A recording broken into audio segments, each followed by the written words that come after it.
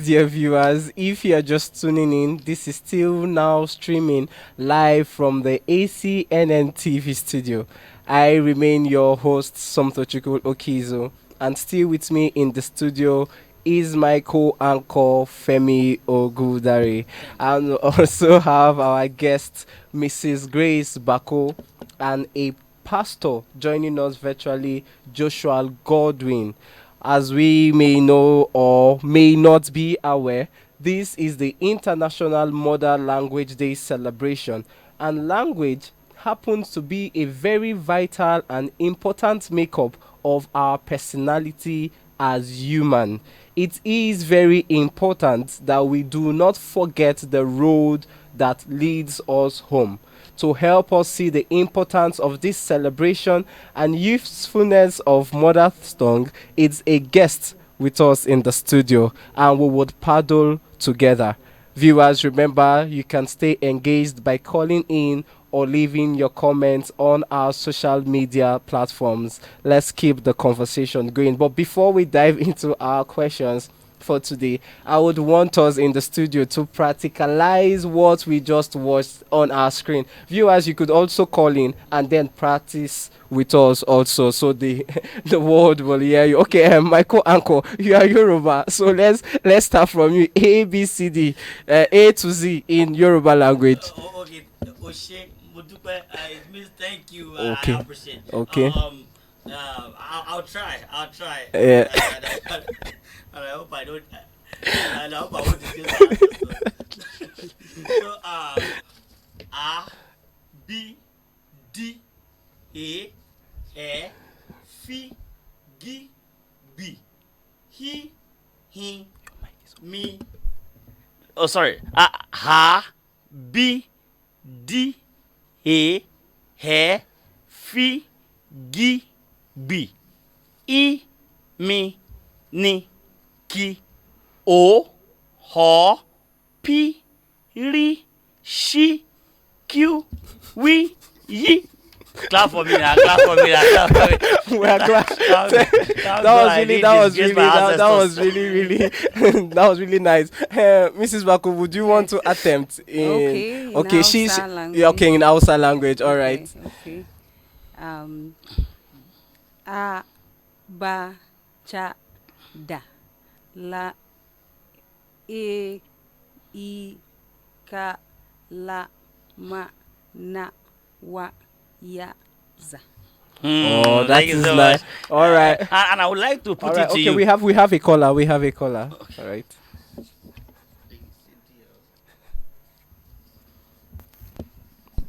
Issue that happened at the Senate. Senator Bukola Saraki was the best senator Senate president would have had.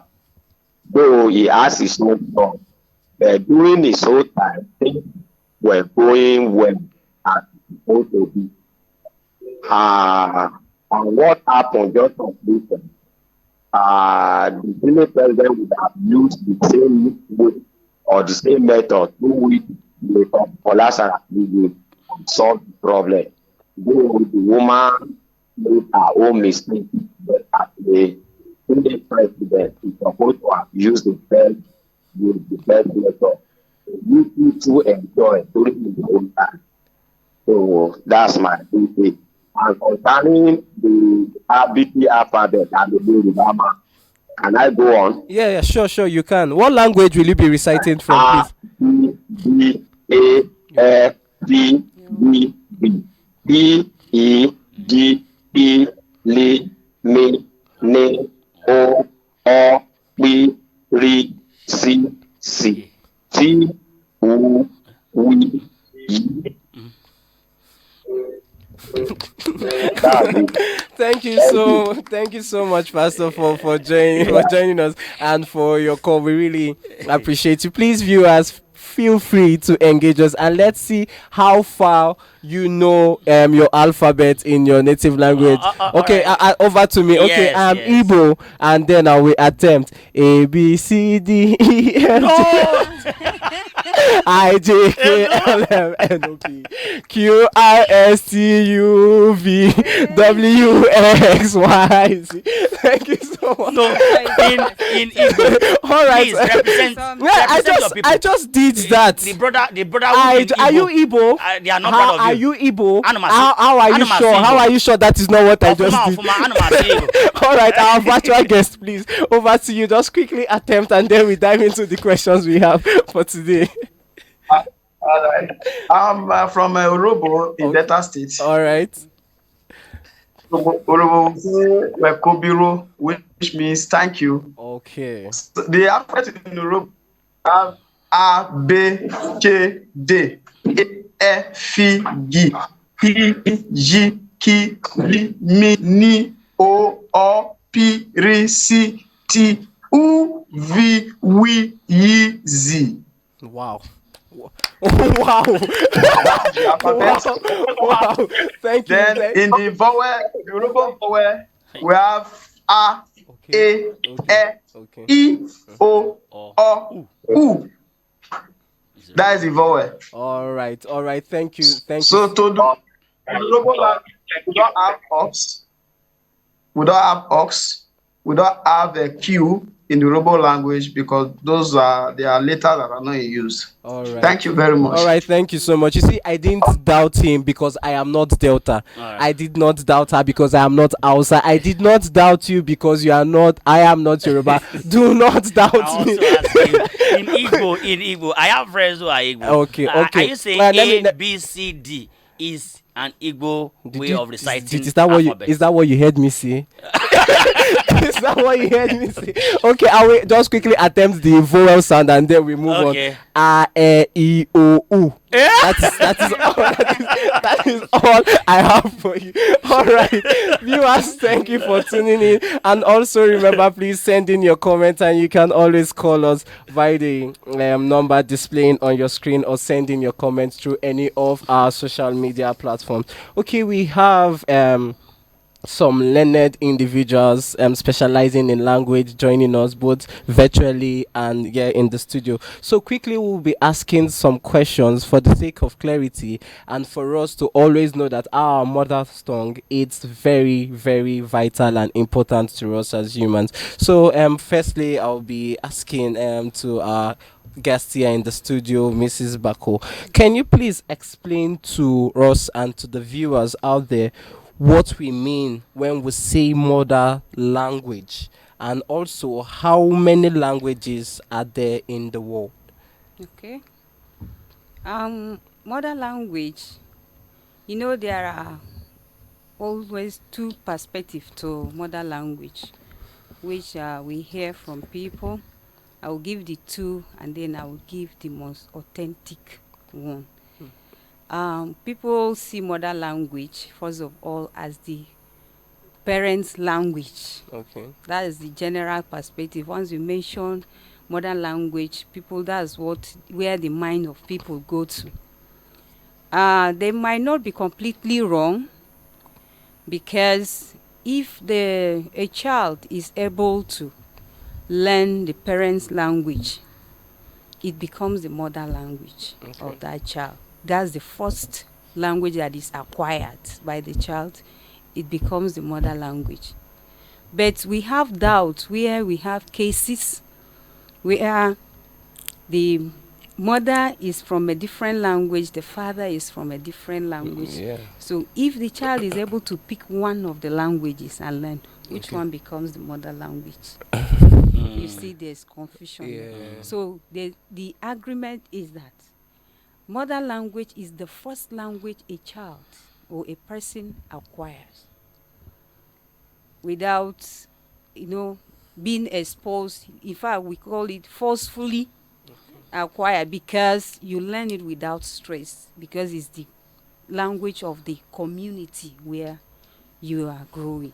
So you acquire it. All right. So that is what we call mother language. The first language that is learned by a child or by a person is the mother language. And language is dynamic. Language changes. We are discovering languages on daily basis. By research, we have about 700 in the whole world. We have about 764, 7,000, sorry, 7,164 languages presently, and even more. They are still discovering more languages. Wow. Yes. All right. Thank you so much, man. That's quite insightful. If I want to ask that, if anybody asks you, what is a lingua franca, or what is your lingua franca? Okay, lingua franca. Yes. In let me bring it to Nigeria. A lingua franca is English, because that is the general language. A lingua franca is the general language of communication within an area. Yes. And I want to ask quickly now that, don't you think that that is impacting negatively on our mother's tongue or mother's language? Okay, mother language. Actually, there is no language that is meant to impact negatively. It's how we handle it. That is what makes it impact negatively. Language goes with there are elements of language actually. Of a language. We have the language itself. We have the dressing. We have food and other way of life of a people. And so it's because we've allowed the culture of other people to overshadow our own. That is why we are seeing it as impacting negatively. Okay. I think that is the way I see it. All right. Thank you so much. Please, viewers, we encourage you to call in via the number showing on your screen, and also send in your comments through our social media platforms. Okay. Over to you, Mr. Godwin. This question is for you. I quickly want to know, in what way does our mother language shape our cultural identity, and why is it so important to preserve this connection? Hello? Yeah, we can hear you. We can hear you. Okay. Thank you. There are various ways that the language wrote in relation to our cultural identity. Number one, on the cultural heritage. Cultural heritage, we have the identification.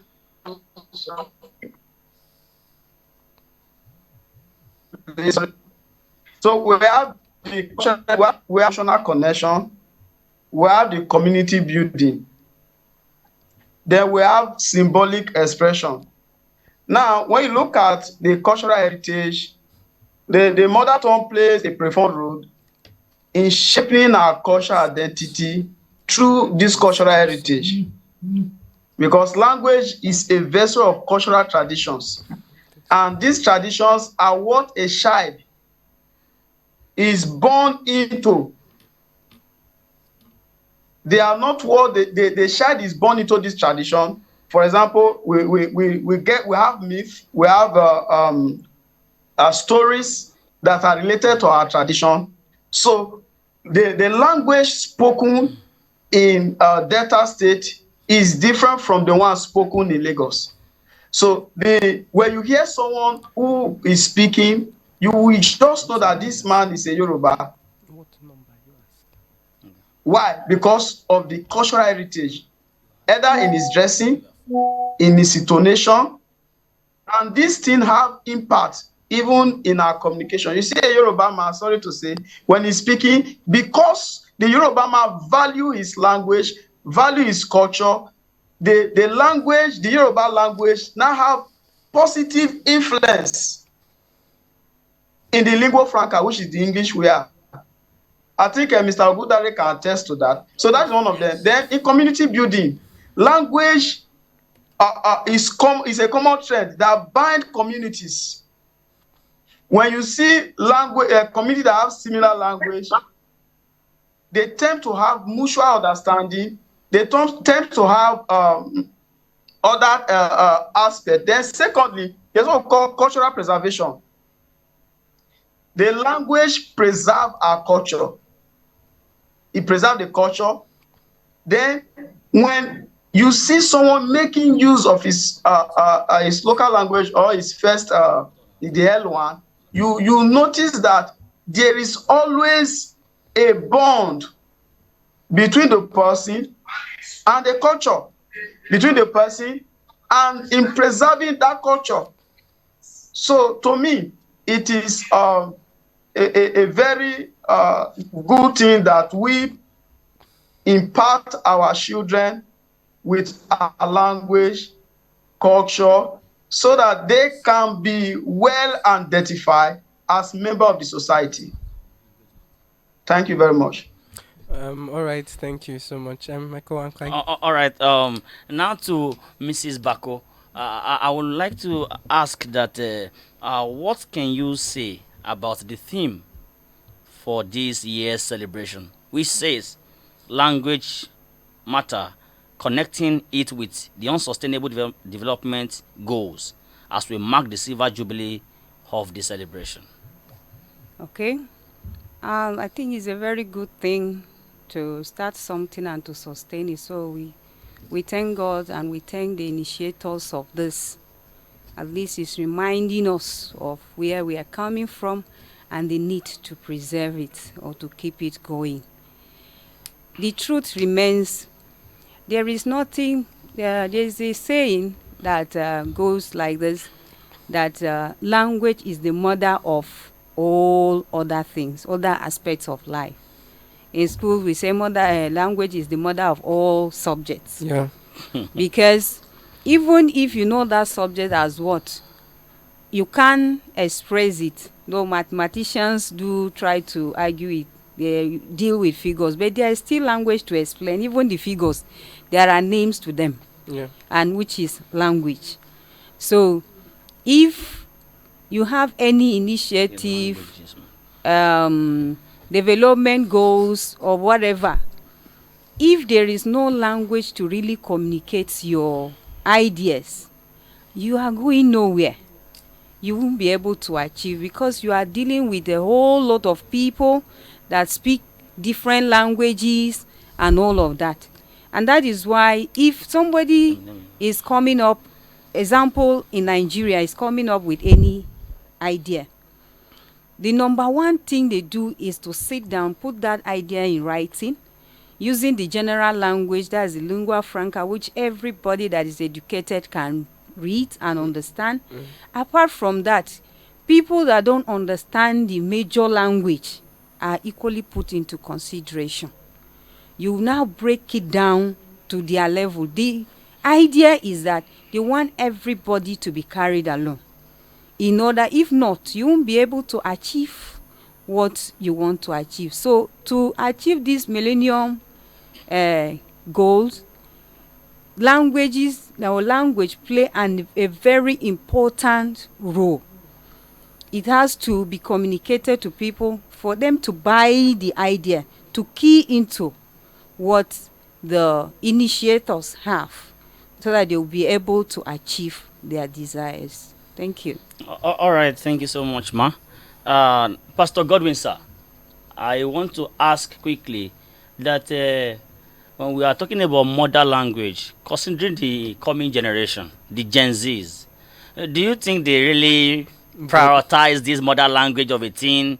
Some of them see it as something not to really, that does not really interest them. So what do you have to say, sir? Talking about the Gen Zs. And also, just to quickly add to what he said, what do you think, what measures can be taken to help see that it is being sustained?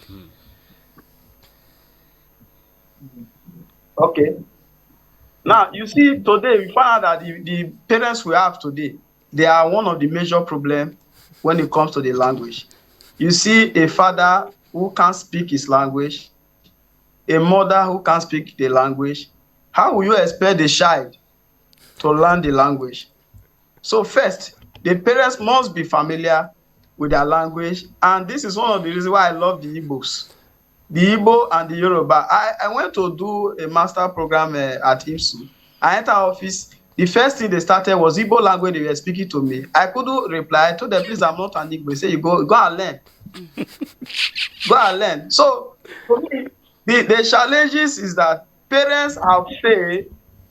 They have failed in impacting this language to them. Now they look at their own language as a second class or a non-essential language. Now making use of the lingua franca, English is now the official language. English language is now is now in the place of their L1, which is not supposed to be. So how do we tackle these challenges? Number one is language documentation and preservation. How many books are written in our languages? How many? How many dictionaries do we have in our languages? So that is number one. Secondly is the digital language resources. We have to develop a digital language resources such as the language learning app. If we have an app on the social media where the Gen Z, as Mr. Ogundare said, the Gen Z generation can go straight to the app and see Urobo there and begin to learn the Urobo language from the app, you will find out that it will interest them. And this will promote the minority languages. When I go to the internet in search of what is the meaning of food in Urobo, and I saw it in Urobo as it is spoken, I will have more interest in learning that language. Secondly, there's what we call language education, revitalization. We have to revitalize the language. Now, me as a language instructor, I teaches the Urobo language in schools, and by the grace of God, I also have books, articles that are online that I've written on the Urobo language.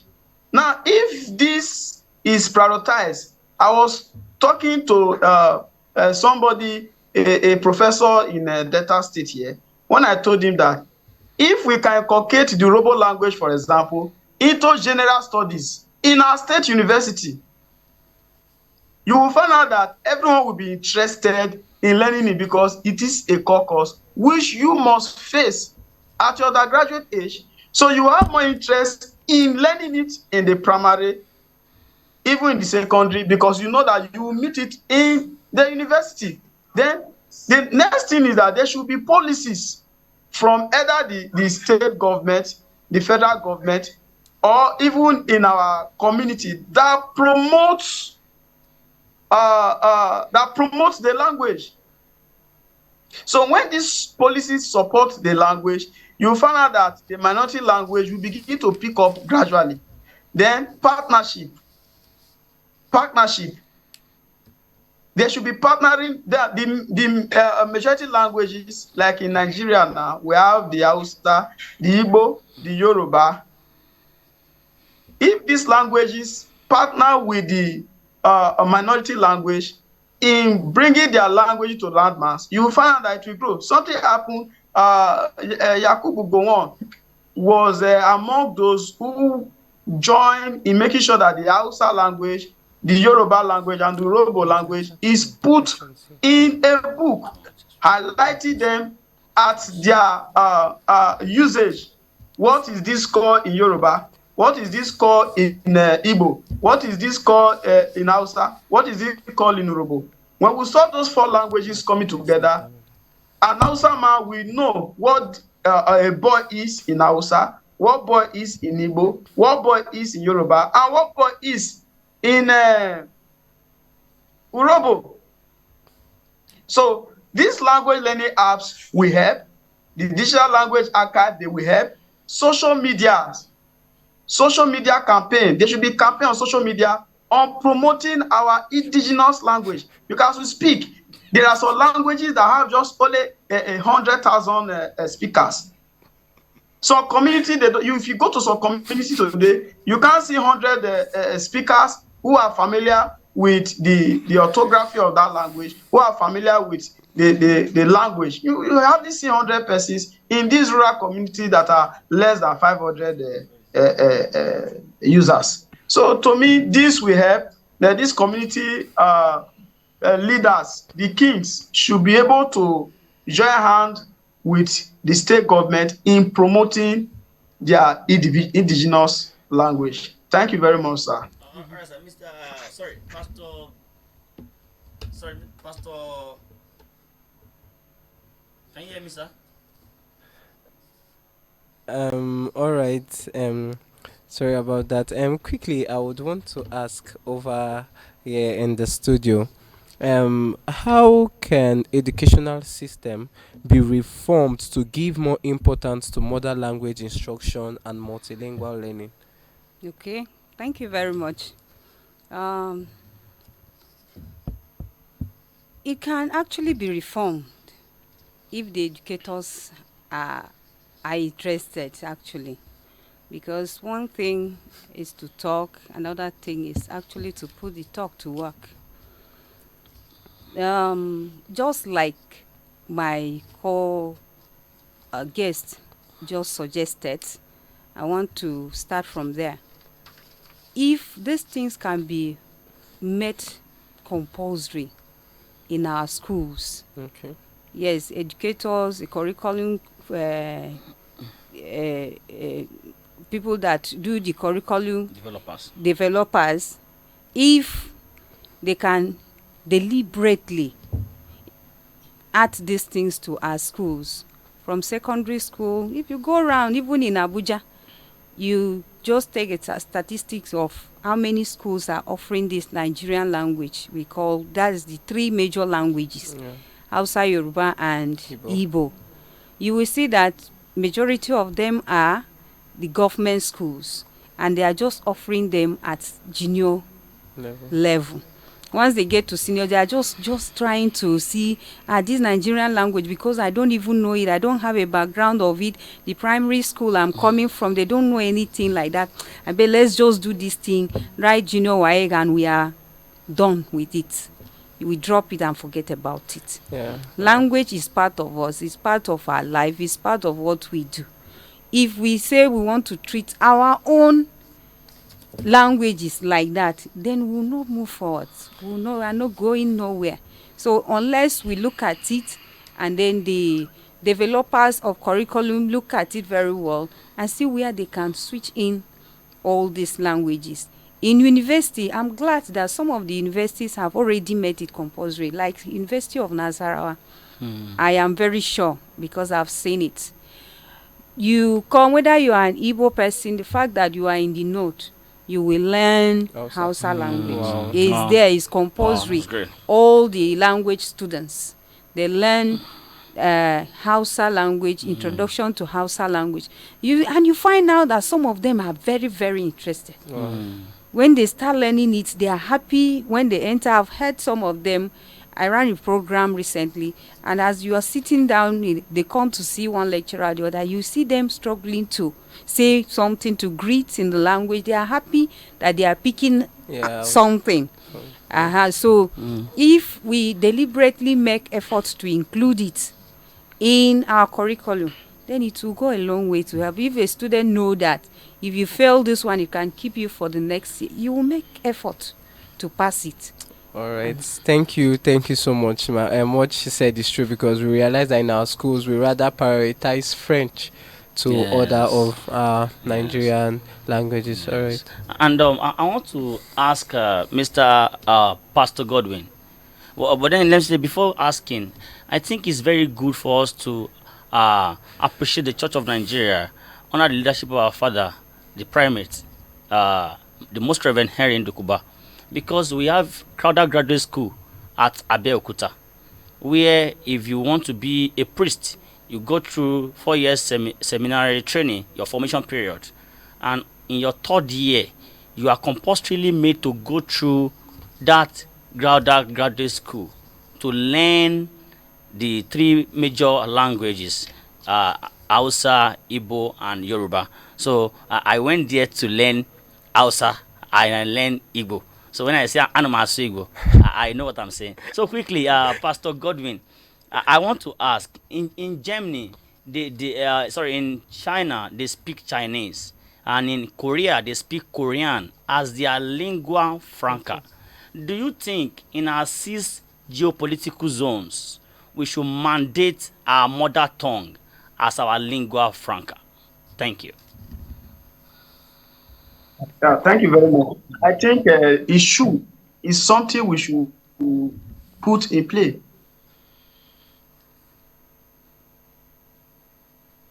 Of the language as a lingua franca. For instance, now in Delta State University, here, there's a course we call linguistics and oral. Linguistics, as you have a Hausa language, so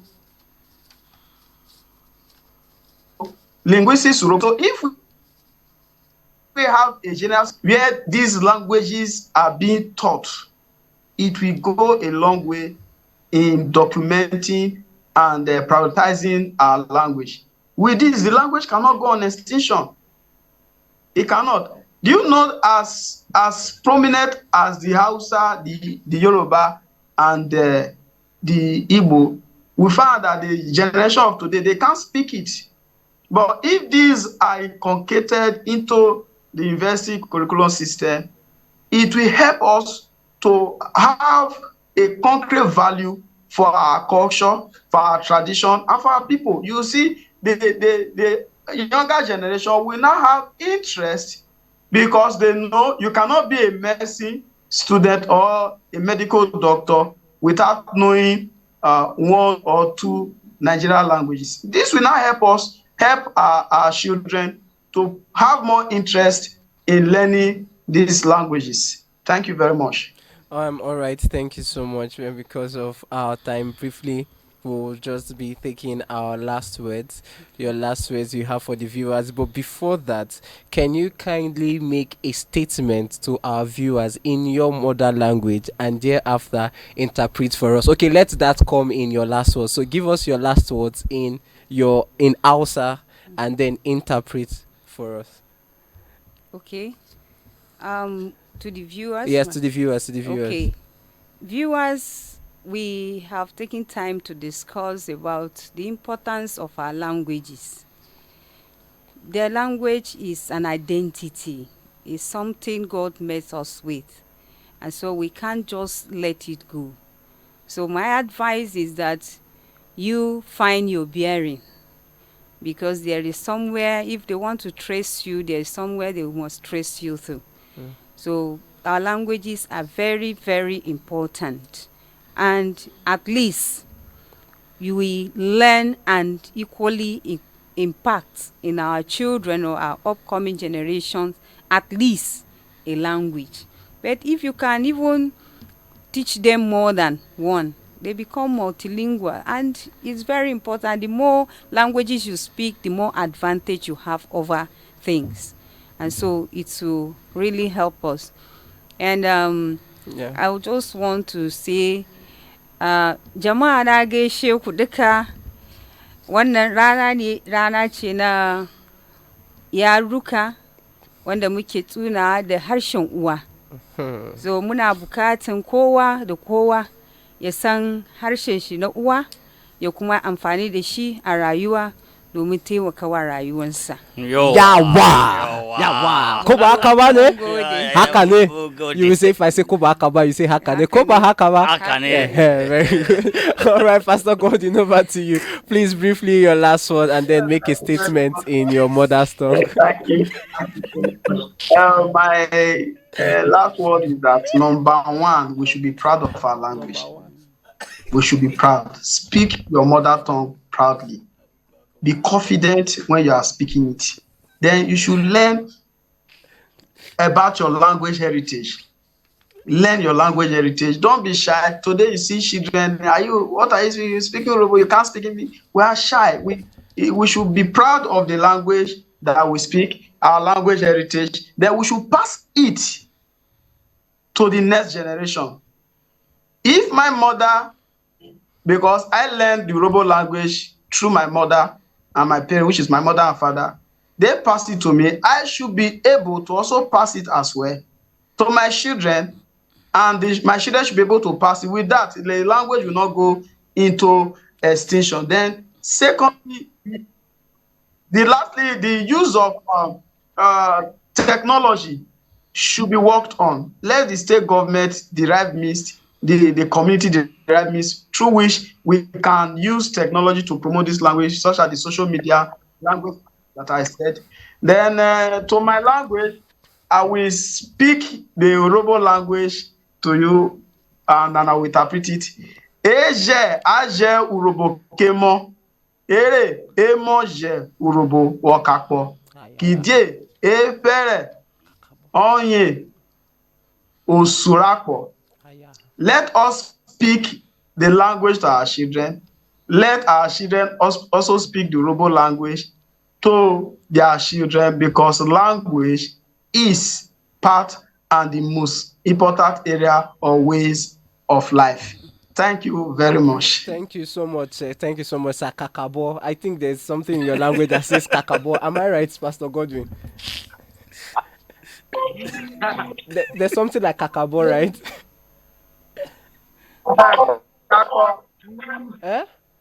Kakpo. Okay. All right. Kakpo. Okay. Kakpo. Kakpo means to the word. Urobo kakpo. Okay. Kakpo. Urobo Kakpo. kakpo. Okay. Akpo. Okay. All right. Thank you so much. Kakpo to the All right. word, All which right. is. Thank you. All right. Thank you so much. Reverend Michael Uncle, over to you. All right, thank you so much. I want to take a leave from what Pastor Godwin said, that be proud of your mother language and prioritize it so much, because it will further enhance our culture as a people. And I would like to say in my mother language that Emma saw a day da dára púpọ̀, ó sì máa ń jẹ́ kí iyì kó wà ní nǹkan tá a bá ń ṣe. So I would like to say that. Thank you so much. All right, thank you. Eshe pupo. All right, viewers, we'll take just a few comments from our viewers and then we'll conclude the show. This is coming from Emeka Nwachukwu. Nigerian government is always wasteful in governance. Why not the government plan to revive the National Library? I think this is actually a good suggestion. Yes. Why don't we plan to revive the National Library? Also, we have something from Benjamin Nze. It says the incident involving Senator Natasha Akpoti and Senate President Godwin-Ivworin highlight the need for respect, professionalism, and inclusivity in Nigeria's legislative chambers. Akpabio's initial comment was unacceptable and perpetuated harmful stereotypes. His subsequent apology was a step in the right direction, but it's essential to recognize that words have power and can contribute to a toxic environment. As leaders, elected officials must uphold the highest standards of decorum, respect, and empathy. This includes promoting gender equality, addressing bias, and fostering an inclusive atmosphere where all voices are valued. The Nigerian Senate should seize the opportunity to reflect on its internal dynamics and procedures, ensuring that all members feel respected, heard, and empowered to contribute to the legislative processes. Ultimately, this incident serves as a reminder that Nigerian leaders must strive for excellence, accountability, and inclusivity in their words and action. Thank you, our viewers, so much for this